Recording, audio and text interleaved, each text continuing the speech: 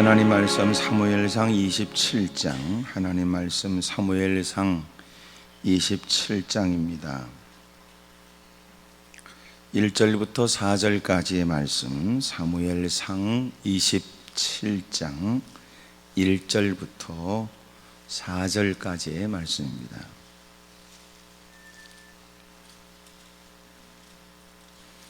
사무엘상 27장 1절. 다윗이 그 마음에 생각하기를 내가 후일에는 사울의 손에 붙잡히리니 블레 사람들의 땅으로 피하여 들어가는 것이 좋으리로다. 사울이 이스라엘 온 영토 내에서 다시 나를 찾다가 단념하리니 내가 그의 손에서 벗어나리라 하고,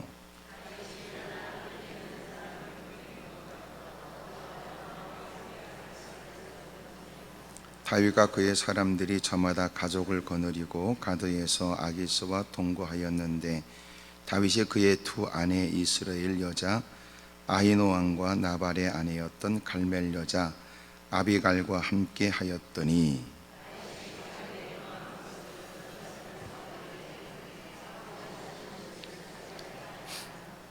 아멘. 할렐루야. 여러분을 다 축복합니다. 우리 서로 다 인사하세요. 은혜 많이 받으시라고 다 인사하겠습니다. 은혜는 뭐 지가 주는 건 아니라도 또 은혜 많이 받으라고 그러면 또 마음이 좋잖아요. 하나님께서 왜 물로 심판하시는 노아 때 왜 물로 심판하셨는지, 그 이유가 뭐냐면 사람의 생각이 항상 악할 뿐임을 아시고 그랬어요. 그러니까 왜 하나님이 인생들을 심판했느냐? 생각이 늘 악하다는 거예요. 하나님이 가장 경멸히 여겼던 게 그 생각입니다. 생각. 그러니까 아무리 따져봐도 몸뚱아리가 교회 안에 들어와도 하는 짓거리가 이상한 짓거리 하는 이유는 그 인간이 교회를 다녀서 남다른 직분을 가져서 변화되는 게 아니고 생각이 비로소 고쳐지지 않으면 여전히 그놈은 그놈이라는 거예요. 다시 말하면 인간이 정말 달라졌다는 게 뭐냐면 그의 생각이 달라진 거예요. 생각이. 그러니까 아무리 강단에서 희망적인 얘기를 목에 힘줄이 삐져나오도록 핏발이 서도록 악을 써봐야 그 인간은 쭈그리고 앉아 내 생각은 네가 말한다고 달라질 마음이 없고 나는 네가 말한다고 해서 내 생각을 처리할 마음이 없다 그러면 그 인간은 그대로 그 인간이라는 거예요. 너희가 진정코 나를 따르려면 자기를 부인한다고 하는 것은 내 생각을 처리하는 것뿐만 아니라 철저히 하나님의 생각을 내 생각으로 여기겠다는 겁니다. 그러니까 내가 부인되지 않은 상태에서 하나님 말씀을 들으니까 결국은 그 인간은 자기 꼬라지로 말씀을 듣는 거예요. 자기 꼬라지로 말씀을 들으면 안 되고요, 하나님의 말씀으로 내 꼬라지를 봐야 돼요. 그래서 심각한 내 변화되어야 될 부분이 뭔지, 어떤 걸 개선해야 될지, 어떤 걸 습득하거나 어떤 것을 고쳐야 될지에 관해서 깨닫지 못하면 그 사람은 그대로 그 사람입니다. 이렇게 다 앉아있을 때는 착해 보여도 전혀 그렇지 않다는 걸 내가 말하기 전에 여러분이 알고 있잖아요. 그 인간이 어디에 있느냐가 중요한 게 아니고요, 그 사람을 알려면 어디 있느냐가 아니라 무슨 생각을 하고 있느냐가 더 중요한 거예요. 똑같은 자리에 앉아 누군가는 영원히 소생하고 거듭남의 은총이 있고 지금까지 갖지 못했던 위대하고 놀라운 일에 대한 새로운 꿈과 비전에 의한 새로운 출발이 선언될 때, 어떤 건 남들은 희망을 품고 새로운 일을 시작할 때, 어떤 거는 신세한탄에 악만 쓰다가 돌아간단 말이에요. 그래서 중요한 게 뭐냐면 마음의 생각이 중요하기 때문에, 사람의 마음 쏘가지가 4가지 밭이라 그러잖아요. 옥토 같은 사람이 있는가 하면 거지같이 길가와 같고 가시덤불이 있는 밭과 같고 자갈밭이 있는 쏘가지가 있다는 겁니다. 그래서 쏘가지를 얘기할 때마다 싸가지 얘기하는 건 4가지 밭이 있기 때문에 그런 거예요. 주소 들으면 무슨 소용이 있어요? 새가 와서 먹어버렸다는데 구원을 받지 못하도록 말씀을 가로채가 버린 겁니다. 순간은 느낌이 와서 동의는 했지만 세상의 염려, 걱정, 근심 때문에 결국은 그 말씀이 그에게 전혀 영향을 주지 못한다는 거예요. 열매가 없다는 거예요. 바람에 날린 흙들이 자갈밭에 깔려 씨앗이 떨어져서 그 흙 때문에 뿌리를 내리는 것 같으나 곧 습기가 없어 말라 죽어버리는 것처럼, 도전이 다가오면 아무 일이 없던 것처럼 다 때려쳐버린다 그러고 자빠지는 것들이 많다는 겁니다. 그런 중에도 옥토는 하나님 말씀을 착한 마음으로 받아서 인내로 지켜 열매를 맺으니 30배, 60배, 100배가 된다는 거예요. 그러니까 교회 안에 들어와서 제일 먼저 해야 될 작업이 쏘가지가 달라지는 거예요. 쏘가지. 근데 그 쏘가지가 웬만큼 달라지지 않으니까 하나님이 작업을 하시는 게 뭐냐면, 고난과 환난을 통하여 그 인간이 눈구녕에 눈물만 쏟아지는 게 아니라 비로소 자기가 지금까지 삶의 철칙이라고 생각했던 개똥 철학을 포기하도록 만들고, 거들먹거리고 개폼 잡았던 인생이 겸허히 귓구멍에 박혔던 돌을 뽑아 입에 물어 할 말이 없으니 말씀하시면 분부대로 행하겠다고 낮은 자세로 고개를 떨구도록 만드는 거예요.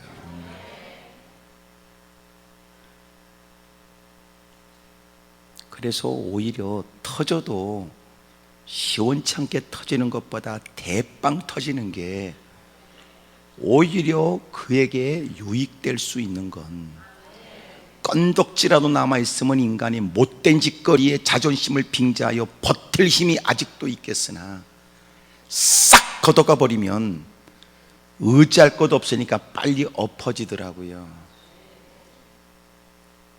그리고 빨리 알아듣더라고. 그래서 터져도 어설프게 터지는 것보다 박싹 깨지는 게, 미안해요, 내가 여러분 처지를 다 몰라서 이렇게 담대하게 얘기하는 거예요. 또 어쩔 수 없이 그 처지에 왔다면 그 현실이지 내가 여러분을 무조건 비방하는 건 아니잖아요.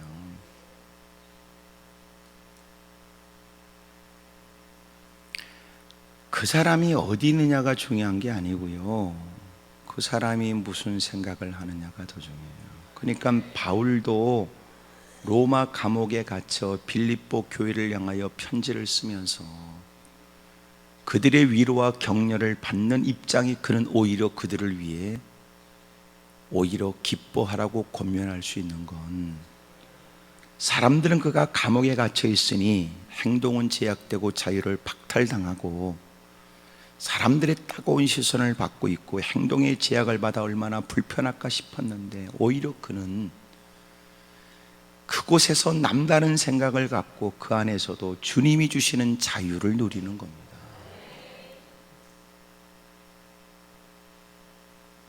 누구도 그를 억압하는 사람이 없으나 한숨으로 하루를 힘겹게 살아가는 사람도 있고, 누군가는 힘겹게 보여지는 병상에서조차 감사하며 문명한 사람을 오히려 위로하는 자도 있을 수 있잖아요. 중요한 것은 우리의 죄가 뭐냐면, 죄도 생각의 결과라는 거예요. 그러니까 생각이 더러우니까 몸뚱아리는 교회 안에 있다가 결정적 순간에는 그 더러운 생각의 결과로 죄를 짓고 사는 거예요. 하나님 전에 다가와서 하나님 말씀을 들으면서 일어나야 될 가장 바람직한 변화가 뭐냐면 생각이 교정되는 겁니다. 자신이 일방적으로 피해자라고만 생각하여 분노 속에 원망했던 사람이 달라지고, 나를 해롭겠다고 생각했던 책임을 전가는 그놈의 새끼 머리를 뽑았다 다시 꽂았으면 좋겠다 그런 생각도 드러나지만, 그러나 하나님 말씀을 통하여 깨달아진 것은 그놈도 하는 짓이 나쁘지만 나 역시도 하나님께 무릎 꿇고 하나님을 아버지라고 부르는 인간으로서 나는 그 인간보다 더 하나님 앞에 더 못된 인간이었다는 거지요. 하나님 말씀을 들으면서 그의 생각에 변화가 혁신적으로 일어나는 거예요. 왜 나는 누구에 비해서 이것밖에 갖지 못했느냐 불평하고, 왜 하나님은 내게 각별한 은혜를 베풀어 주지 않는지에 대해서 악을 썼는데, 하나님 말씀을 들으면서 그의 생각의 변화가 일어났는데, 내가 지금 만족스럽지 못하는 그것 역시 하나님이 더러운 쏘가지를 갖고 있는 내게 하나님은 넉넉한 하나님의 보살피심이라는 걸 아는 거예요. 거기다 한 가지 더 새로운 생각이 품게 되는데, 이제는 그것 가지고 어떻게 하나님을 영화롭게 할까라고 하는 새로운 고민이 생기는 거예요. 누군가가 밝아진 그의 얼굴에 돈보따리가 하늘로부터 떨어졌는가 싶지만, 그는 달라진 것 없이 삶의 현장에 돌아가도 얼굴이 밝은 건 생각이 달라져 있는 겁니다. 아무리 교회를 출입해도 생각이 달라지지 않으면 그 인간은 여전히 더럽고 못된 인간이며, 말씀을 그리 주워 듣고도 달라진 게 없으면 그 인간은 더 못된 미친 짓을 할 가능성이 커요. 왜? 옛날에는 하나님을 몰라 거짓거리 하면 하나님을 모르니까 거짓거리 할 수 있다고도 여겨졌는데, 하나님의 전에 들어와 오랫동안 교회를 출석해 누군가는 그는 다를 거라고 생각하는 걸 오히려 약점으로 여기고, 사람들이 날 그렇게 생각하는 것을 이용하여 하나님의 이름을 빙자해서 옛날의 못된 짓거리를 여전히 서슴없이 행하기 때문에 그렇습니다. 더 나빠진 거죠. 이제는 사람들을 사기쳤던 인간이 목사를 거짓말로 사기치고, 교회 안에서조차 사기치고 사는 겁니다. 더 나빠진 거죠. 믿지 않는 인간도 교회 안에 들어오라고 그러면 서슴없이 들어온 우리와 달리 멈칫합니다. 왜? 막연하게라도 두렵잖아. 술 퍼먹은 인간들이 교회 안에 서슴없이 못 들어옵니다. 막연하게라도 하나님이 이놈 하실 것 같아서 말이죠. 근데 우리는 술도 안 퍼먹고 담배도 안 피지만 교회 안에 들어온 그 인간이 더 못된 미친 짓을 하는 건 하나님을 아랑곳하지 않고 사람들 안중에도 없고 못된 짓을 서슴없이 하니까 더 나빠진 거죠. 교회를 출입하면서 진정코 그에게 일어난 믿음에 의한 변화가 뭐냐면 생각이 충격을 받는 거예요. 그리고 그 생각이 달라지는 겁니다. 바울이 하나님을 한 분이라고 믿었고, 그래서 예수님을 하나님이라고 말하는 예수님과 더불어 예수님을 추종하는 인간들은 예수님을 십자가에 못 박았듯이 그것들도 다 그렇게 할 수 있거든 죽여야 된다고 생각했던 사람이었습니다. 누가 시킨 일은 아니었으나 자발적인 바리새인으로서의 나름대로 열심으로 예수님을 추종하고 있다고 하는 유대인들이 다메섹에 있다는 걸 알고 그들을 결박할 아주 확신에 찬 모습으로 당장 쫓아가 매가지를 틀고 끌어오겠다는 당당한 기세로 다메섹을 향해 가다가 부활하신 주님을 만난 거지요. 너무너무 놀란 모습으로 무릎을 꿇고 누구십니까? 나는 네가 핍박하는 예수다 그러는 거예요. 막강한 힘으로 죽여버렸으니 끝이라고 생각했던 그가 그 예수님이 부활하신 살아계신 주님이셨습니다. 3일 동안 보지도 못하고 먹지도 못하며 식음을 전폐하고 있었던 그는 그의 생각이 회로가 엉키듯이 힘들고 어려운 시간을 보내며 정리가 됐을 거예요. 마침내 주님의 제자 아나니아를 통하여 안수를 받고 비늘 같은 것들이 눈에서 벗겨지고 당당하게 예수님을 증거하는 사람으로 바꿔진 거예요. 뭐가 달라졌어요? 생각이 달라진 겁니다.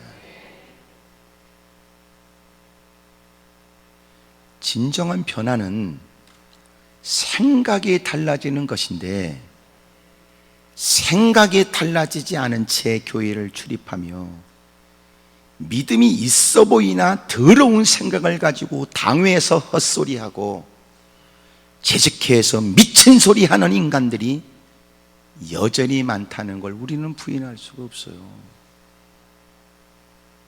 미리 권고하여 모임이 있다는 얘기를 하는 것은 열심히 기도하여 당신이 마땅히 있어야 될 자리에 하나님을 의식해야 될 발언에 주님 앞에 무릎 꿇은 시간이 있는 만큼 책임질 발언과 주님 앞에서의 정리된 사고를 가지고 발언하라는 뜻이지만 기도도 쥐뿔도 하지 않은 인간이 헛소리를 해대고 무리져 못된 짓을 하는 경우도 있다는 걸 우리는 너무나 잘 알잖아요. 그가 누구냐가 아니라 어떤 생각을 하느냐가 더 중요합니다. 제자들도 예수님 곁에 있으니 믿음의 대빵 좋은 것 같고 주님이 하시는 말씀을 직접 듣고 주님이 보여주신 기적을 더 많이 보고 짝을 지어보낼 때는 귀신이 떠나가는 것을 보고 돌아와서는 귀신이 떠나는 것에 대한 보고도 했습니다.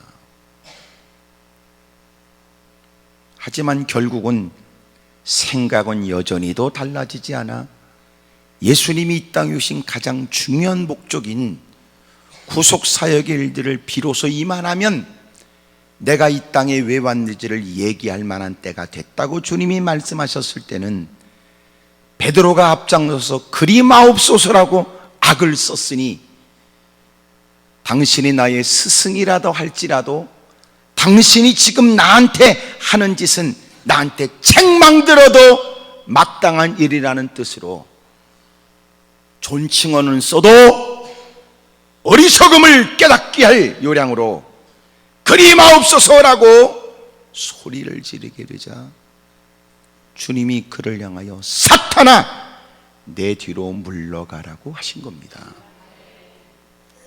사탄이 하는 일이 무엇이었는가 보니까 주님이 사탄을 물러가라고 하신 다음 너는 왜 하나님의 일은 생각하지 않고 사람의 일만 생각하냐고 말씀하시죠.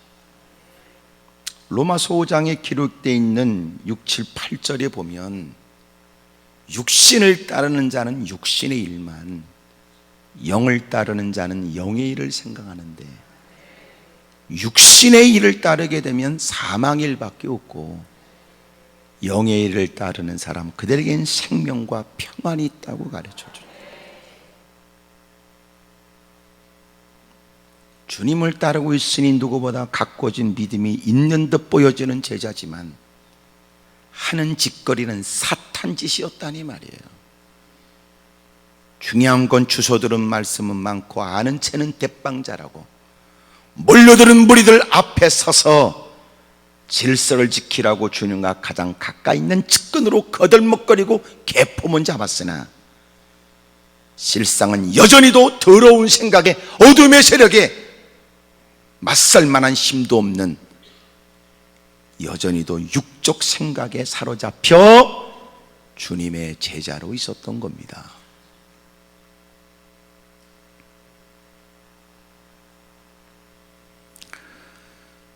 그러므로 주님이 사탄아 내 뒤로 물러가라고 주님이 강하게 단호하게 말씀하신 건 주님이니까 가능해도 우리가 여러 번 몸뚱아리는 교회 안에 있고 남다른 직분이 있으니 그 위치에서 나는 그 많은 말을 할 수 있다고 떠버려대는 사탄의 더러운 생각에 사로잡힌 이들을 누군가가 사탄아 물러가라! 이럴 사람이 없으니 너무나 요새는 개판이 되는 건 아닌가 그런 생각도 들어요. 누군가 이런 얘기하기 전에 성경을 좀 그 사람이 읽는 사람이라면 나는 어떤가 살펴볼 수 있으면 다행이지만 하나님을 아랑곳하지 않고 못된 짓거리 하는 인간이 하나님 말씀은 읽겠어?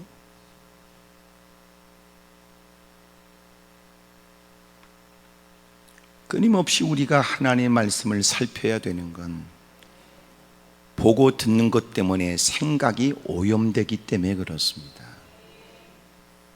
오병의 기적을 주님이 나타내 여자와 아이를 뺀 5,000명의 사람이 배불리 먹고 12광주리가 남게 되는 기적을 행하신 다음 그들을 재촉하여 건너편으로 건너가라고 주님이 재촉하신 내용이 요한복음에 기록되어 있는데 6장에 기록된 내용을 보게 되면 왜 주님이 그들을 빨리 재촉하여 보내셨는지는 주님 곁에 있기는 하나 제자라는 이름은 가졌으나 아직도 생각은 세상적 생각에 사로잡혀 있는 그들을 위하여 주님이 보여주신 기만 명의 배불린 먹도록 하신 오병이의 기적 때문에 사람들은 예수님을 로마의 속국으로부터 벗어나게 할 그들의 임금으로 삼으려고 하는 걸 주님이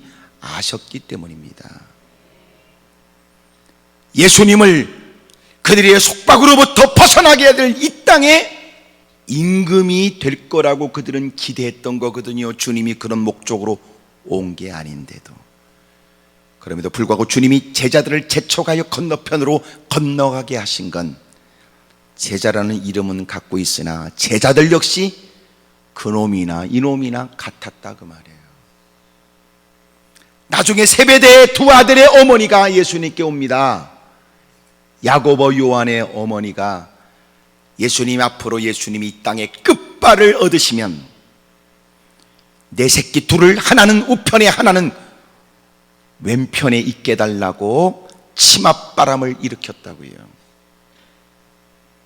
주님이 내가 마시는 쓴 잔을 마실 수 있느냐 그럴 때 그들의 생각은 끝발 있는 자리에 올라갈 것 생각하여 그리하겠다고 했으니 너희가 마실 것이로되 누가 내 옆에 설지는 내가 결정하는 일이 아니라고 하셨습니다. 제자들 사이에도 치맛바람이 있었습니다. 여전히 세상 탐욕과 세상 면회에 눈이 멀어버린 거지요. 그런 제자들을 오병의 기적을 통하여 사람들이 예수님을 임금 삼으려고 하는 걸 아신 주님이 속히 제자들을 그들로부터 격리시켜 그런 말에 휩쓸리지 않도록 건너편으로 배 타고 가게 하신 겁니다. 아직도 그들이 주님 곁에 있긴 하지만 아직도 그의 생각이 견고하지 않으며 여전히도 그는 세속적인 것이 여전히 존재하고 있고, 여전히도 은근히 그런 일에 마음을 빼앗기고 있는 걸 주님이 아신 겁니다. 신앙생활 잘한다고 하는 건 그의 생각이 철저히 주님께 통제를 받고 주님께 붙들림 받는 걸 얘기하는 거예요. 그래서 진정한 신앙의 사람은 하나님의 말씀을 들을 때 삐지지 않고 일상을 살아가면서 말씀이 빠지지 않게 하고 하나님의 말씀에 붙잡혀 살아가는 거예요. 다시 말하면 하나님의 말씀을 묵상해서 하나님의 말씀에 의한 사고를 지니고 살아가는 것을 바른 신앙이라고 얘기합니다. 그래서 하나님 말씀을 듣고 읽고 가슴에 담고 주님을 닮아가기 위해 실천하고, 그게 신앙생활의 복이 되고, 할 수 있거든 말씀을 암송해서 위기를 만나 힘들 때는 그가 암송하는 성경 규절이 그를 수렁에서부터 벗어나도록 도와주거든요. 갈등하는 그의 마음을 견고하게 합니다. 예수님이 결코 닭 울기 전에 예수님께서 베드로에게 네가 나를 3번 부인하리라고 말씀하셨을 때 베드로는 그 말을 들으면서 더럽게 기분 나쁜 게 역력합니다. 결코 내가 주님 때문에 죽을지언정 결코 주님을 부인하지 않겠답니다.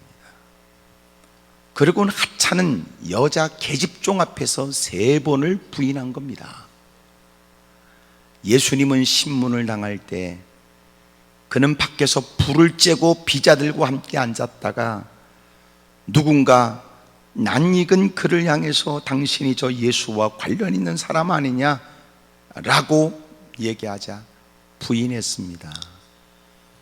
또 맹세하고 부인합니다. 그래도 마땅히 말투를 보니까 그러니까 악을 쓰며 저주하며 맹세하며 부인했습니다. 그리고 곧 닭이 울었습니다. 성경에 보니까 예수님의 말씀이 닭이 울고 나서 생각나진 겁니다. 뛰어나가서 회개합니다. 하나님의 말씀이 늘 우리의 생각 속에 스며들어 있고 말씀에 장악당하여 후회하는 일이 없도록 말씀이 내 행동을 통제하도록 만들어야 되는데, 주워 들은 건 사실이나 일을 저지르고 나서 그 말씀이 생각나지곤 하다니, 이게 늘 우리에게도 있는 불행한 일일 수 있고, 어떤 건 생각도 나지 않는다는 건 강파고 완악한 인간이겠죠. 하나님께 엎드려 기도해야 될 이유는 하나님께 간절히 기도하면 내가 이렇게 됐으면 좋겠다고 하는 문제에 대한 해결 방식에 대해 더 좋은 방법을 가르쳐 주고,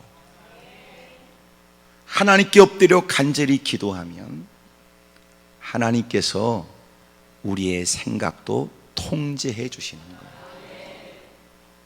끓어오르는 분노에 무릎을 꿇으면 하나님 앞에 드리는 기도조차 흥분이 배어 있고 분노가 적용되어져 하나님 앞에 드릴 수 없는 기도를 드릴 때도 많으니까.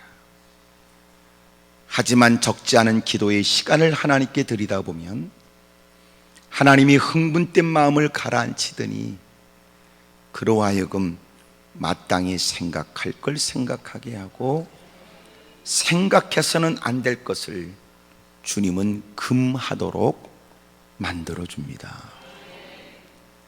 대부분 후회가 있는 건 서슴없이 감정에 치우치기 때문에 일어나는 일들이지요. 잠시라도 엎드려 기도할 수 있다면, 잠시라도 하나님 말씀을 떠올릴 수 있다면, 끊임없이 이런저런 이유와 핑계로 내 생각을 흔들려고 하는 어둠의 세력에 손길을 뿌리칠 수 있겠지요. 하지만 우리가 잘 알고 있는 것처럼 우리의 마음에 긴장과 두려움이 생기면 어둠의 세력이 갖고 들어오는, 나쁜 생각을 갖고 들어오는 더러운 귀신의 출입을 우리는 허용하게 된다고요. 그리고 점점 어둠의 세력은 나쁜 생각을 부풀리게 합니다. 그리고 나쁜 생각은 결국은 우리로 하여금 의욕도 잃게 하거나 인간관계를 삐뚤어지게 하게 하거나 마치 그것이 내 인생이 끝인 것처럼 좌절하고 절망하도록 만들어버려요. 하지만 그것은 인생에 있어서 그리 큰 건 아니었습니다. 어둠의 세력이 그렇게 만들어요. 인간이 아무것도 아니에요. 겉으로 볼 때 멀쩡해도 나쁜 생각에 사로잡히면 상상도 하지 못할 짓을 하니, 요새 소위 중독이라는 것도 그렇고요, 어떤 일에 마음을 빼앗겨 버리면 그 뛰어난 무사람이 부러워할 만한 스펙과 학력을 갖고도 여러분 끔찍하고 미친 짓거리를 주저없이 행하는 겁니다. 진정한 바른 신앙은 생각이 하나님께 통제되는 거예요. 몸뚱아린 들어와 예배 시간이라고 분위기는 맞춰 앉아있어 행동이 제역되는 것 같아도 그것으로 그 사람을 함부로 말할 수 없는 건, 그 사람은 여전히도 결국은 자신이 갖고 있는 더러운 생각 따라 살 것입니다. 그러므로 생각이 고쳐지지 않으면 신앙이 아닙니다.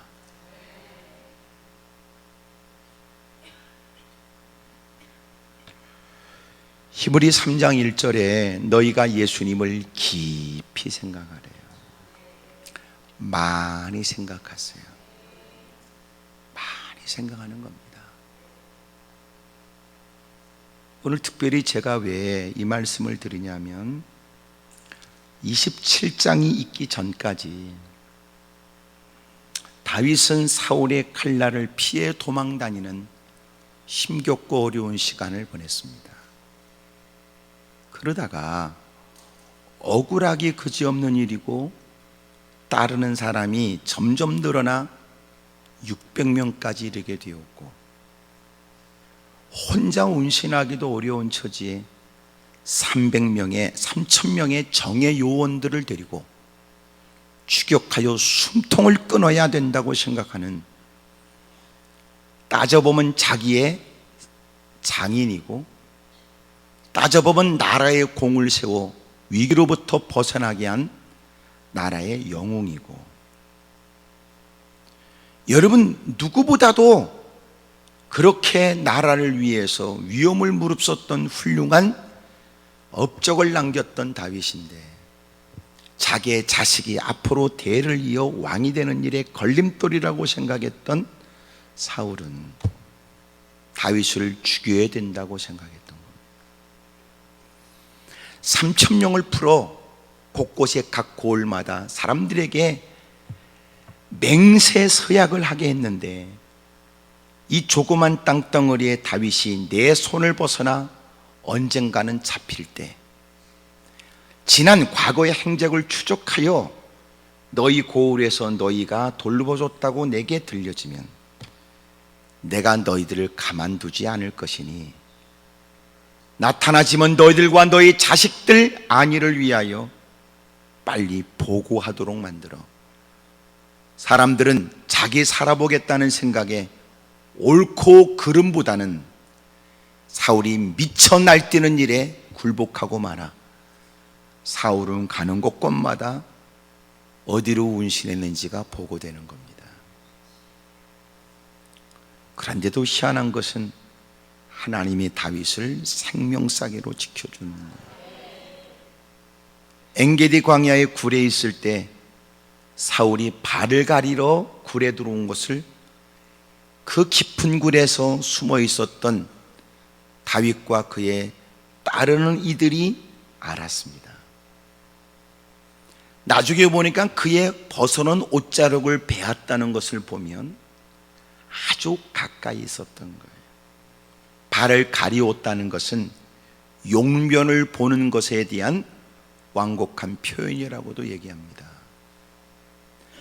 아무도 동행할 수 없는 홀로 굴 속에 들어가 이를 보고 있는 그를 사람들은 얘기하기를 저놈의 새끼 가가지고 한 번에 팍 호박에 칼 꽂듯이 꽂으면 됩니다. 아주 일 보고 있는 놈 그 위에 폭 주저앉도록 그냥 한 번이면 족합니다. 당신의 이 억울한 일을 하나님이 아시고 당신 편이 되어 저를 죽일 기회로 주신 것이 아니냐. 그럴 때 다윗은 생각이 달랐어요. 이것이 기회라고 여기는 신하들과 달리 이것은 너를 통하여 어둠의 세력이 내게 하는 오히려 시험이구나, 기회가 아니고. 그에게 손을 대지 말아라. 하나님이 그를 세웠으니 옳고 그름을 판단하는 건 역시 주님이 하실 일이에요. 그리고 그를 살려줍니다. 그리고 또 하나 광야에서 3,000명을 끌고 다윗을 추격하다가 들판에서 누가 움직이면 금방 볼 수 있는 넓은 들판에서 경야하고 잠을 자는데 왕 주변의 사람들은 진을 치고 다 누워서 잠을 자는 거예요. 다윗이 몰래 그들 가운데로 갑니다. 그리고 사울이 머리맡에 꽂아놓은 창과 물병을 가지고 나와요. 신하들이 콱 죽여버리십시다. 그런데 놀라운 건 다윗이 행하는 모든 일에 하나님이 그들을 다 재워놨다는 거예요. 그렇게 움직이고 행하는 걸 누구도 눈치챌 수 없었는데 그런 제안 앞에서도 그는 기꺼이 하나님이 무엇을 기뻐하시는지를 생각한 거예요. 창과 물병만 가지고 그 자리를 벗어나 멀리 서서 크게 외칩니다. 아브네라, 너는 왕 곁에서 왕을 보호해야 될 처지에 네가 군대 장관으로 그 미친 짓 하면 되냐? 이놈아, 왕은 깊은 잠을 자도 너는 깨어 있어서 왕을 보호해야지. 왕이여, 내가 무슨 잘못을 했길래 나같이 하찮은 자를 찾아 사냥꾼도 매출하기는 사냥꾼이 사냥감으로도 여기지 않는데 왜 하찮은 나를 이렇게 잡으려고 하십니까? 두 번째로 사울을 살려준 겁니다. 증거물로 창과 물병을 보여줬습니다. 사울이 말하기를 너는 하나님께 복을 받은 자고 네가 반드시 승리할 거라고 얘기를 하지. 그러면서 26장이 끝나고 나서 27장에 뜬금없이 갑자기 다윗이 마음에 이런 생각을 들었어요. 내가 후일에는 사울의 손에 붙잡히리니, 붙잡힌다는 건 죽는 것을 얘기하는 거예요. 마음에 생각하기를 내가 후일에는 사울의 손에 붙잡히리니 죽으리니 이럴 바에는 블레 사람들의 땅으로 피하여 들어가는 것이 낫겠다. 사울은 이스라엘 온 영토 안에서 갖고 있는 끝발로 내가 그 안에 있으면 어느 곳인들 그의 손을 피할 수 없으므로 그의 손이 미치지 못하는 블레셋 땅으로 도망가야 되겠다고 생각을 했고 드디어 블레셋 땅으로 가게 됩니다. 드디어 그는 가드 왕 마곡의 아들 아기스에게로 가게 되어서 나중에는 시글락 땅을 그렇게 왕으로부터 허락받아 그곳에 머물며 여러분 1년이 넘도록 그곳에 머물러 살게 되죠. 당장은 위기를 모면하고 그 지독스러운 힘들고 어려운 시간을 면한 듯 싶었지만 나중에는 가드왕 아기스가 결국은 자기의 사람이라고 여겨 이스라엘을 등진 자기의 신하라고 여기고 나중에는 사울이 죽게 되는 블레셋과의 싸움에 그 다윗을 데리고 나갑니다.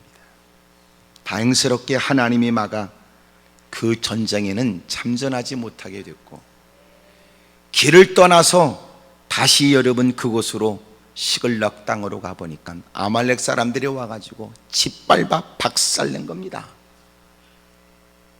그것 때문에 따르는 사람도 다윗을 원망하게 되고 다윗을 죽일 기세가 된 거예요. 가족들도 다 사로잡혀 갔으니까.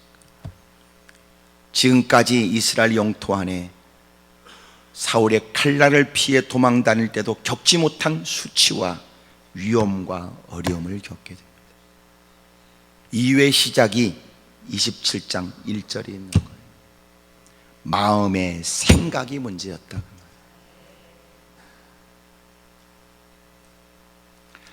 지금까지 그 위험천만한 처지에도 하나님은 곧 손에 잡힐 것 같았던 위험한 처지에도 유리병 너머에 있는 것처럼 보기는 해도 손을 대지 못하도록 하나님이 지금까지 보호해 주셨습니다. 다윗은 생각하기를 자기를 따르는 사람이 200, 400, 600명으로 점점 늘어나게 되니까 자기를 바라보고 있는 자기의 식솔들을 보호해야 된다는 생각을 명분으로 삼았는지도 모르지. 자기의 가족들을 이유로 삼은 게 또 맞는 얘기도 같습니다. 하지만 아니었습니다. 지금까지 버텨온 것도 자기의 영특한 지혜와 총명과 계획에 된 게, 계획으로 된 게 아니었으니까. 하나님의 철저한 보호와 지도와 간섭, 마침내 그를 왕으로 세우려고 하는 하나님의 계획 아래 하나님의 돌보심이 있었기 때문이거든요. 근데 어느 순간 다윗이 지친 겁니다. 사람이 육도 건강해야 될 이유는 그래야 생각이 밝아집니다. 육이 너무나 지쳐 있으면 생각도 나쁜 생각이 틈탈 가능성이 커집니다. 육이 약해지면 마음도 약해지니 생각도 엉뚱한 생각을 하기 십상이죠. 주님이 열왕기상 19장에도 침체에 빠져 있는 엘리야를 다시 일어나게 하는 방법 중에 하나가 제일 먼저 그로 하여금 푹 자게 하고 또 숯불에 구운 떡과 물로 그를 먹게 하고 마시게 하고 푹 재운 거예요. 그것이 그가 일어날 힘을 얻은 게 아니고 하나님께서 그를 만나주시는 하나님의 산으로 갈 수 있는 힘을 갖게 하셨고 그곳에 가서 주님의 세미한 음성을 들으면서 끝이라고 생각되어져 내 생명을 걷어가라고 악을 썼던 그가 주님이 그의 말년에 그를 데려가시기 전에 이 땅에 해야 될 귀한 사명의 일들을 새롭게 부여하시죠. 그러므로 성령과 마귀가 우리의 삶의 가장 각축장으로 삼는 것은 생각입니다. 생각. 그렇다면 성령으로 충만해진다는 게 뭐냐면 성령에 의해서 그의 생각이 장악당해서 철저히 통제되는 게 성령 충만의 모습이에요. 다른 말로 표현하면 그는 말씀이 충만한 겁니다.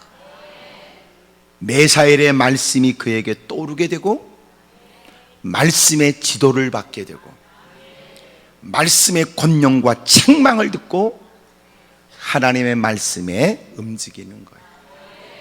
그러니 성령 충만한 사람들에게 보여지는 특징적 모습이 뭐냐면 하나님 때문에 울고 하나님 때문에 웃는 겁니다. 도대체 한숨을 토해야 될 현장에서도 그는 웃기도 하고, 누군가는 다 좋은 거 아니냐라고 얘기할 때 그는 말씀에 의해서 눈물도 쏟습니다. 철없는 타락한 세상에서 정신없이 마음을 빼앗기는 그들 때문에 가슴 아파하고 눈물도 쏟습니다. 그게 성령 충만입니다. 성산까지 올라왔으니 잘하셨지요. 하지만 여러분은 더 힘써 주 이름을 불러야 되는, 지금 이 자리에 있으면서도 이 말씀조차 집중하지 못하는 자신 때문에 울어야 되고, 하나님 말씀이 청각을 자극하여 귓구멍으로 들어온 건 사실이지만 아직도 그 생각에 영향을 주지 못해 목사가 얘기하면 마음 가운데는 시비걸거리만 생각하고 있다면 불행한 일이죠. 물론 워낙 여러분이 고상하니 목사가 내뱉는 투박한 말이 마음에 안 들 수도 있겠지만, 내가 이렇게 말할 때는 여러분을 어리석거나 여러분을 하찮게 보았기 때문이 아니라 워낙 여러분도 고상틱하기 때문에 수없이 많은 고상한 일을 접해도 달라지지 않았을 때는 극도로 역으로 의외의 방법이 여러분들에겐 도움이 될 수 있다는 나름대로의 판단에 의해 자극적이고 투박한 말을 통해서라도 여러분을 다시 일어났으면 좋겠다는 마음에 자극하고 싶은 마음 때문에 그렇습니다. 여러분도 아시지요? 누가 당신을 뭐라고 말하든지 여러분도 스스로는 꽤나 괜찮다고 생각합니다.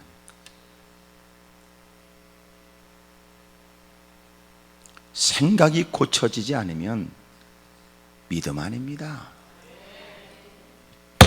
생각에도 주님이 영향을 끼치지 못하면 당신 주님을 영접한 거 아닙니다.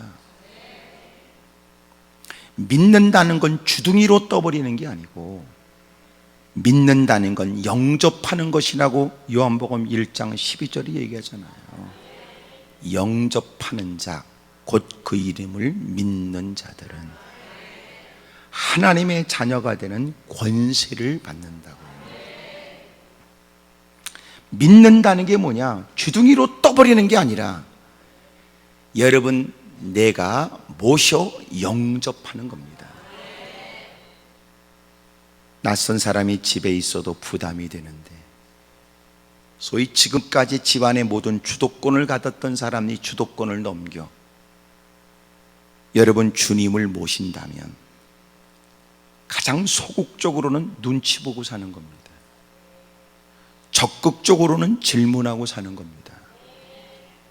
성숙한 것은 기쁨으로 지도를 받고 사는 겁니다. 그게 영접한 겁니다. 문제는 전혀 자기는 자기인데 무슨 뭐 개떡이나 목사며 장로며 권사며 집사겠습니까? 여전히 지가 하고 싶은 대로 하는데 예배 자리에 참석했다는 게 뭐 어쨌다는 겁니까? 신앙생활 몇 년, 십수년이 어쨌다는 겁니까? 그래서 모든 영들을 다 믿지 말고 선별하고 분별하라고 그러고, 거짓 선자들을 조심해야 되니 모든 나무는 열매를 보고 그 나무를 아는 것처럼 살피라고 가르쳐 주잖아요. 지금은 직분을 보고 그 사람을 알 수가 없더라고. 그 사람을 알려면 생각을 알아야 되겠더라. 하는 짓은 생각의 결과고 그의 말은 생각을 담은 것이고, 잠시 그들을 살피게 되면 저들이 어떤 사람인가를 알 수 있겠죠.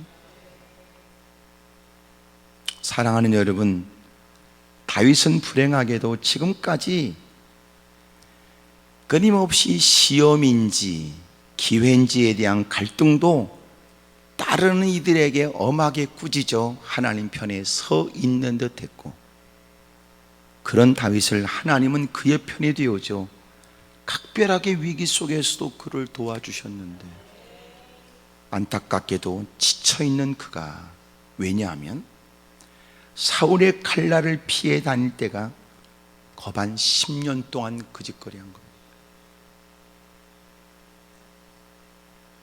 그러니 사울이 죽기 얼마 전에, 여러분, 그가 그 모든 일을 다 끝내기 전에 얼마 남지 않은 때를 그는 지쳐 있었던 거죠. 내가 이렇게 이스라엘 영토 안에 있어 막강한 권력과 힘을 갖고 칼을 휘두르고 있는 그를 피하는 게 어렵겠다. 이러다 붙잡히면 나 죽는 거 아니야. 그 당당했던 믿음, 골리앗 앞에 섰을 때의 그의 믿음, 사울을 죽여버릴 기가 막힌 하늘신 기회가 아니냐고 그럴 때 하나님이 기름 부은 자를 손대지 말라고 말했던 그가, 이제는 그 안에서는 더 이상 방법이 없다고 생각을 하고 블레셋 땅으로 갈 생각을 하는 거예요. 그리고 지금까지 겪지 못한 어려움을, 수치를, 모욕을 당하게 되거든요. 오늘 저와 여러분들은 지치지 않기를, 끊임없이 하나님으로 사고하기를, 하나님 말씀에 삐지는 불행한 일이 없고, 생각 속에 하나님을 빼놓게 되는 일이 없고, 하나님의 말씀에 붙들림 받아서 하나님 앞에서 생각하고 하나님의 말씀으로 사고하고 하나님 말씀을 적용해 가면서, 그리고 마침내 주님의 전적인 보장과 보호 아래 있기를 주의 이름으로 축복합니다. 혹 지쳐있는 분들이 있거든 그 말씀을 드립니다. 히브리서 12장 3절에 낙심하지 않기 위하여 이같이 자기에게 거역한 일을 참으신 이를 생각해라. 여러분, 주님을 생각하면 주님이 우리에게 힘과 능력을 주지요. 좋은 생각은 우리로 하여금 미소가 있게 합니다. 감사는 생각으로부터 시작되는 겁니다. 드레핀 백합화를 보고 공중에 나는 새를 보고 생각하는 겁니다. 하물며 하나님이 택하신 하나님의 사람들을 내버려 두겠냐? 먹이고 입히시는 것은 하나님이 우리를 자녀 삼으신 하나님이 마땅한 일이 아니겠냐? 오히려 너희가 그리 근심하길 원하면 먼저 그의 나라와 그의 의를 위해서 애틋한 마음으로 기도하는 것이 오히려 더 마땅히 해야 될 일이라고 가르쳐 주잖아요. 혹 몸은 여기 있으나 어둠의 세력이 이런저런 이유와 빌미로 여러분의 생각에 자꾸 나쁜 생각을 갖게 하거든 속히 단호하게 뿌리치십시오.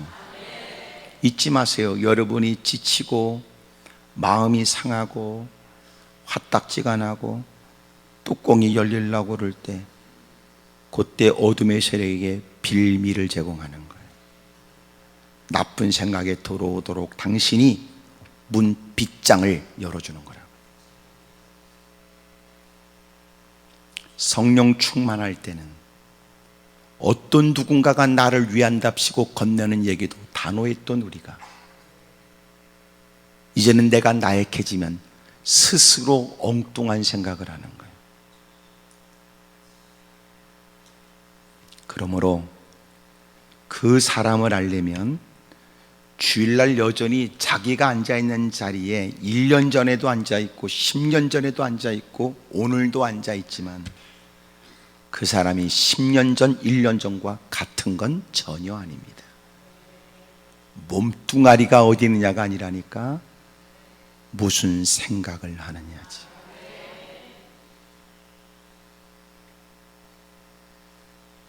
오늘 여러분의 생각에 주님의 은혜가 있어 그 더러운 생각이 다 정결해지기를 바라요. 그래서 진정한 세례는 생각도 세례를 받아야 된다.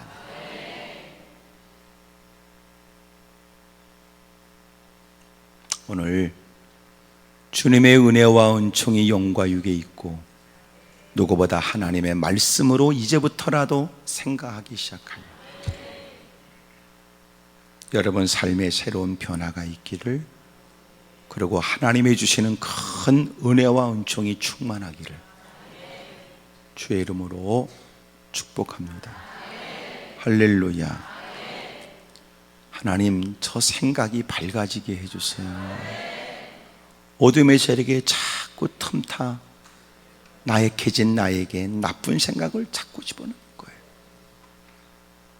우울감이라는 건 인생 살다 보면 느낄 수 있는 감정 중에 하나지만 우울감이 우리를 정복하면 우울증이라고 그러고, 그리 되면 하나님의 말씀으로 사고해야 될 우리가 말씀으로 사고하는 게 아니라 어둠의 세력이 갖다주는 나쁜 사고에 점령당하고 말아요.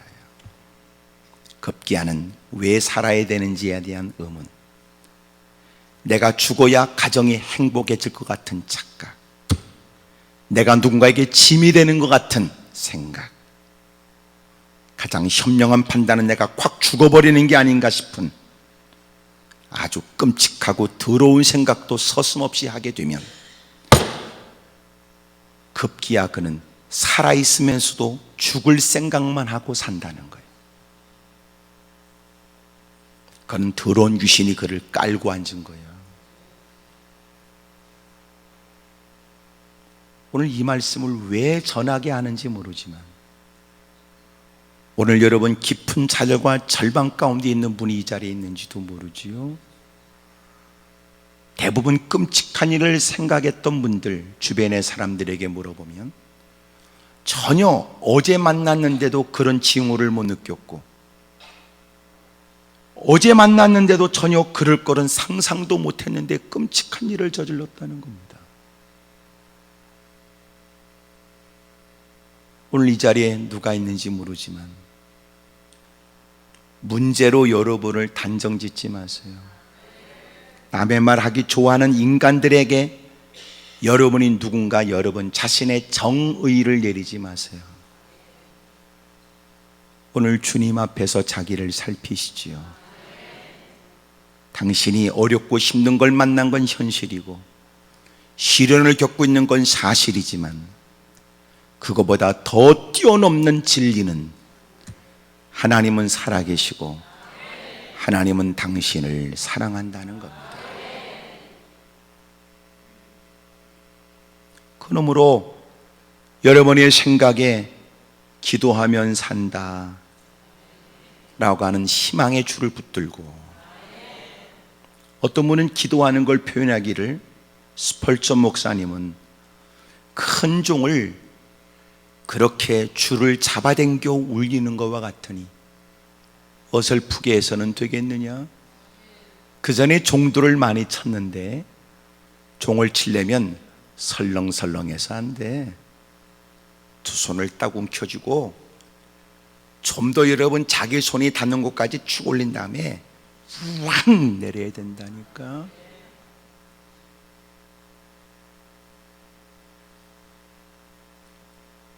주님이 우리를 도와주실 유일하신 분이라고 믿고 확신 속에 힘주어 주 이름을 부르고 이것이 내게 주어진 살 길이라고 확신하여 하나님의 도움을 구하면 하나님이 우리의 생각과 마음을 모든 지각에 뛰어나신 주님이 지켜주시고 근접하는 원수막인 떠나가게 하고 마음에 하나님의 평강이 임하게 하고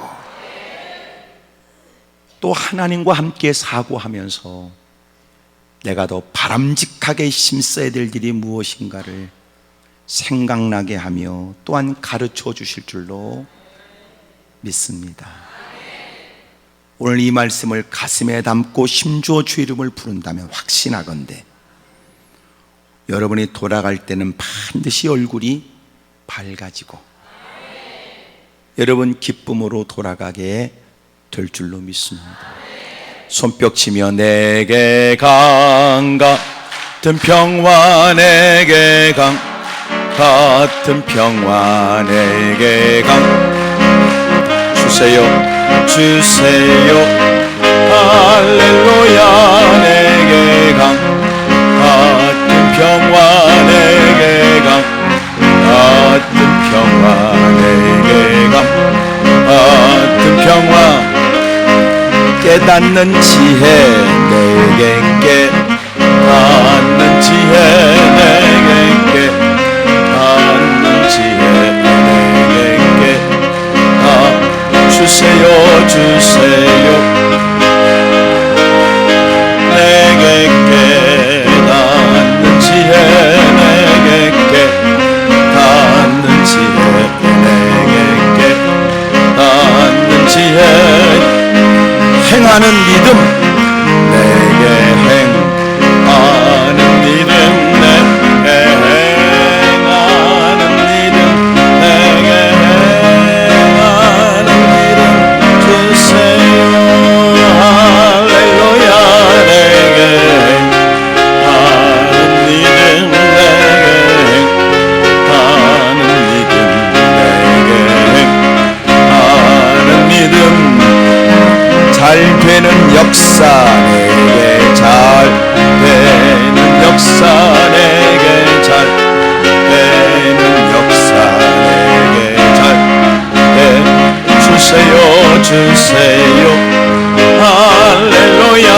내게 잘 되는 역사 내게 잘 되는 역사 내게 잘 되는 역사 기도의 응답 내게 기도의 응답 내게 기도의 응답 주세요 내게 기도의 응답 주세요 할렐루야.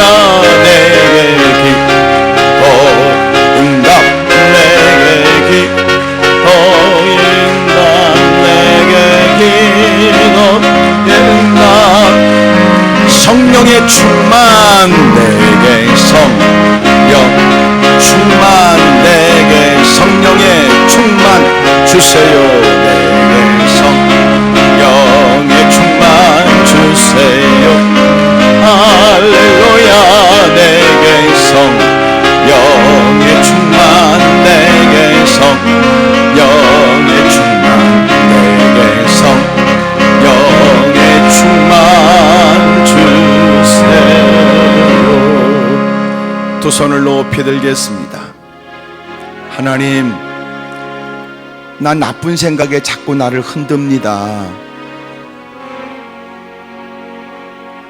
의지적인 노력으로도 거부하지 못하고 이건 아니라 싶어도 또 그렇게 힘없이 끌려다니곤 합니다.